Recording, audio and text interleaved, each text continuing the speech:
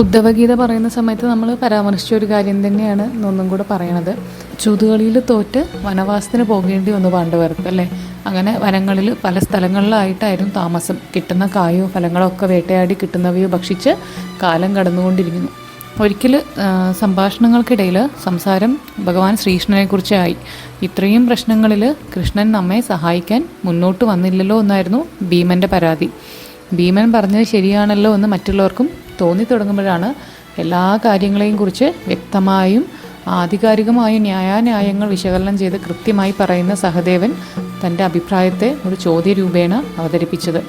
നമ്മൾ സഹായിക്കണമെന്ന് കൃഷ്ണനോട് ആവശ്യപ്പെട്ടിരുന്നോ? ഇല്ലല്ലോ. കാരണം നമ്മുടെ തരം താഴ്ന്ന ചിന്താഗതി തന്നെയാണ്.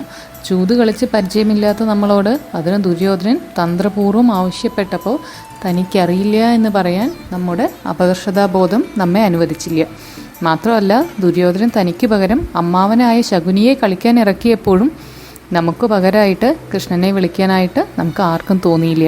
അതുകൊണ്ട് തന്നെ ചൂതുകളിയിൽ തോറ്റ് സ്വന്തം ഭാര്യയെപ്പോലും പണയവസ്തുവാക്കിയിട്ട് നാണം കെടേണ്ടതായിട്ടും വന്നു.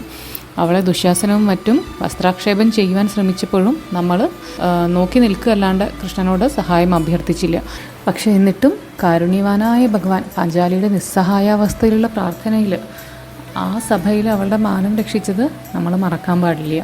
എല്ലാം മറന്ന് അദ്ദേഹത്തിനെ സ്മരിച്ചാൽ മാത്രം മതിയാകുമായിരുന്നു. നമ്മുടെ സങ്കുചിത മനോഭാവമാണ് ഈ അവസ്ഥയ്ക്കുള്ള മൂലകാരണം. കേട്ടപ്പോഴാണ് യുധിഷ്ഠിരാദികൾക്ക് തങ്ങൾ ചെയ്ത അപരാധത്തെക്കുറിച്ചുള്ള ബോധം ഉണ്ടായതും മനസ്സിൽ കുറ്റബോധം തോന്നി തുടങ്ങിയതും.